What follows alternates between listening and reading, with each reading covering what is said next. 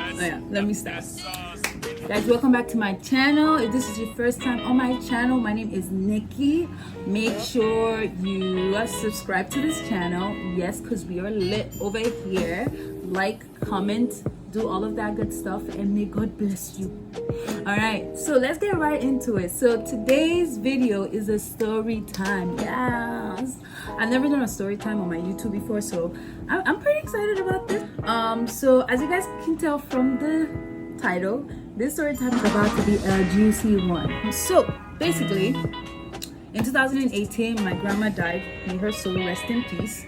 I don't want to talk too much about that because then I'll just like go off on another tangent. So as you guys also know, and some of you guys may know, I am Nigerian. Most of my extended family lives in Nigeria. The burial was in Nigeria. Specifically, a lot of it was in Ogun State, which is an hour south of Lagos. Specifically in a city called Abeokuta. The celebration of her life, because the burial was more of a celebration of her life, was basically it was like a whole 3-day party. And I remember before I left for Nigeria, there was all this preparation that went into it, and I was just kind of looking forward to kind of being back home too. I mean, that was a plus for me. And my mom was also very excited about me going, because she couldn't make it. So before I left, my mom was not thirsty. Like, she knew I was going she knew I was going for my grandma's burial, but at the same time she said, you know, make sure you're looking out there for potential husbands and stuff. And I'm like, woman, that is not what I'm going for. I'm going to go say bye to my grandmother, and obviously also get to chill with family members and people that I haven't seen in a while. When it comes to like Nigerian parties, we love our parties. So I want to say by the time it got to the third party, I was already spent. Like, it was just so much going on for me with the politics of the party and letting this person in and spraying money and greeting elderlies and paying respect to all sort of like family members from all different sides. Your girl was tired. It was tired. Okay, so let's go back to the 3-day party weekends. The hotel we were staying in, it seemed like it was a lot of like close family members that were staying in that hotel, because it was a hotel that was very close to most of the venues. So it was close family members and then some of their friends, okay? And the next day was the church service. So we got dressed and we were waiting for the driver downstairs. I think we were early. And I see a group of older men. Anyways, me and my cousin just kind of like walked by and we just said, oh, hello, hi, whatever. So I'm standing there in the hot sun, we're waiting for the driver. And kind of like from my peripheral vision, I could kind of tell that a guy was approaching us. So I walk a little bit forward because I was just like, I don't have time for anyone trying to hit on me or hit on us or claim that they know us somehow. I just didn't have the energy for that, so I kind of walked a little bit forward and just ignored that. And I think I saw one of my cousins talk to them. We get to the church late. After the church, everyone came back to the hotel and then we got changed for the party.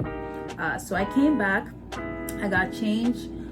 The party was basically on a football field or whatever. I mean, for that party, there were 7,000 people. I'm not exaggerating, y'all. 7,000 people that showed up for my grandma's burial. Everyone, like, I remember walking up to the party, I'm like, Jesus Christ of Nazareth, this is a lot.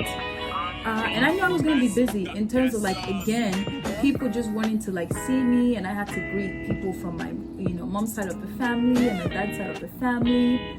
As soon as I walked there, I wanted to walk my ass right back out, but I couldn't, like, your girl paid a lot for the ticket to come there, and again, it was for my grandma. I walked to the other side of the party. I think I was trying to get food or something, and at this point I'm already exhausted from everyone pulling me from all sides, and I'm walking and I'm really irritated. I'm trying to get food and this guy kind of taps me, and at this point I'm used to like people just kind of like not grabbing me but just poking and tapping me from all sorts of sides, and I ignored it. And then he's like, hello, may I speak to you, please? So I didn't even turn around before I could tell that he has a little bit of an accent, like either he was American or British or something. So I turn around and it is this tall, of chocolate goddess. I mean, I turned around and, I mean, obviously I didn't show it on my face that he was all of that, but he was all of that. I was like, So I turned around, I'm like, oh, hey, may I help you? Because at that point, I'm like, I don't know if he's related to me or something. And he's like, yeah, we've been staying in the same hotel for this burial. I was like, oh, cool. He's like, yeah, I saw you earlier this morning before you went up to the church service, and I kind of asked my friends to approach you and your cousins just to try to talk to you, but you weren't really paying attention. And in my head, I'm like, that was him. I was like, oh, really? I didn't know that. I didn't realize that. Just kind of playing dumb. And he's like, yeah, and after I saw you at the church service, I was going to approach you, but my friend advised me that it might have been a little bit awkward. And I was like, yeah, probably, considering, right after the church, the grandkids were dancing with the caskets and shit, and we were trying to holler at me at that point. Wouldn't be awkward. So he's laughing. And he's like, yeah,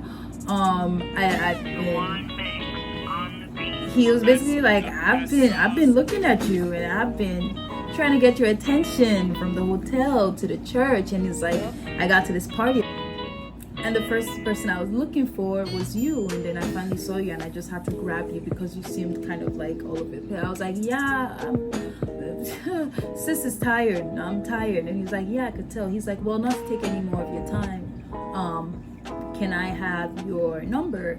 And I was like, okay, cool. Do you have WhatsApp?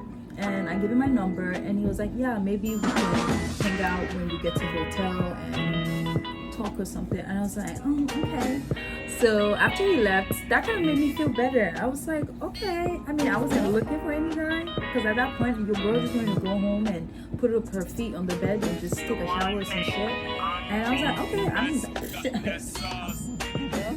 I am not complaining, okay. It comes to the end of the party, is super chaotic, and this guy, we're gonna name him Sam, okay?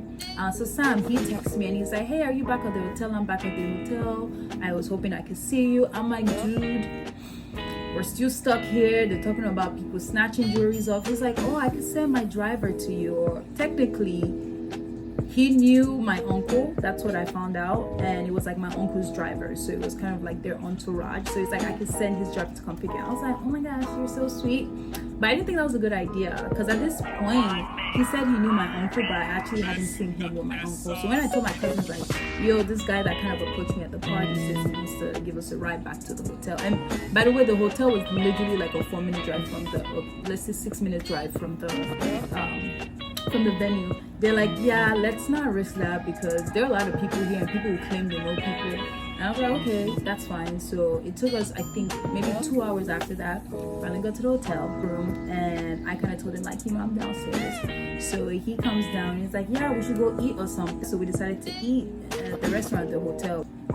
We're sitting down, we're eating. I think we ordered snails or something, and he starts telling me about him. So basically, I mean, when I saw him, I knew he was older, and I like my men older.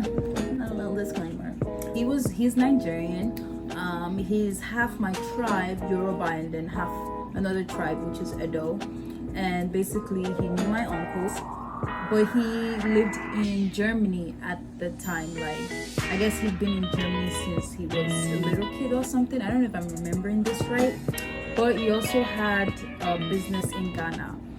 So I guess he was in Ghana when my uncle gave him a call, just like, yo, there's a party for my wife's mother, come through. And then he decided to come through. So I guess he doesn't really visit Nigeria that often, but he's based in Germany.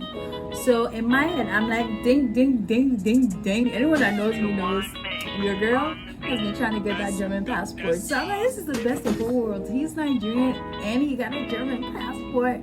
I was planning our wedding ahead. So I was excited. I was like, he seems down to earth, and he started talking about his family and his mom and his relationship with his dad. And so it was a really nice night. I took myself too. And then he's like, do you want to smoke, or you can come back to my room and we could smoke. I'm like, In my head, I'm like, eh. And then I found out that we were literally on the same floor in the hotel, and his room was kind of adjacent. So it was really easy for me to breathe. Like, it was no, but I'm just like, we don't do that over here. Like, we're not. So we're talking and all of that, and I guess I'm asking about social media. And this is where the first red flag comes from, because I mean, even when it was happening in my head, I'm like, noted. So I guess he asked me if I have an Instagram. I'm like, yeah, of course. I'm like, do you have Instagram? He's like, oh, not really, but I'm using my friend's Instagram. I'm like, huh? He's like, yeah, my friend, a girl, like, you know, she just lets me use her Instagram. And I remember in that moment, I think I even said to him, I was like, that doesn't make any sense. Like, this is just a friend and she's letting you use her Instagram. He's like, yeah, it's not my fault that people trust me and all of that. In my head, I'm like, duly noted. Check a red flag number 1. So we're still talking. I'm like, I'll give him the benefit of the doubt. It's all cool. So basically, the next day, it's when everyone, because that was the last party, like I said, everyone was supposed to be driving back to Lagos. So I guess with my cousins and I, we had planned that we'd be going back to Lagos the next day in the evening, because I wanted to spend the day kind of catching up with my mom's side of the family. So we wake up the next day and he's still texting me like, hey, lovely, beautiful, what's your plan, all of that. And obviously my cousins are in the back like, butterflies, oh my god. So I told him, I was like, yeah, we're gonna drive back to Lagos later on in the evening, but I'm gonna have my uncle pick me up so I could go see my other grandma. So he's like, okay, cool. He's like, well, before you leave, can I see you? And I was like, alright. So again, we're in the same hotel, so we just met downstairs. So we went by the pool of the hotel. We're just talking and chilling, and he's like, you know, how about we go back to my room and I can order breakfast and we can eat? And I was like, and your girl was hungry. I'm like, okay, that's cool. So we go back to his room and he orders food and we're eating, we're talking, we're chill. At this point, he's not being handsy at all. He's keeping his space, so I appreciated that. And we're just talking about me going to go to my grandma's, and he just brings out an envelope of like money and like, give this to your grandma. And I don't, that's one thing I'm still trying to get used to. Like, whenever a guy starts off talking to me and they're trying to spend money on me, it makes me uncomfortable. Even though my cousins were like, what is wrong with you? I don't know, there's something in me that's just like, that's kind of weird, you know? Like, I don't like a guy right off the bat spending so much money on me. I mean, don't get me wrong, if he wants to go halfsies on the meals or like get towards the end, it's fine, but I just found it really weird. Like, this is literally the second day we've met and you are, you know, giving me all this money to give to my grandma. So I was just like, I kind of froze. I was like, because I took the envelope and I'm counting the money. I'm like, why are you giving me this money?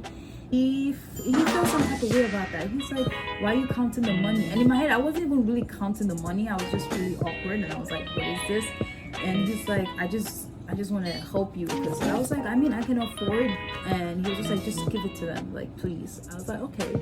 And then I think my uncle texted me and he's like, he's downstairs, and I told him, I was like, I have to leave. So he was just like, just keep me up to date with what's going on. And I was like, okay.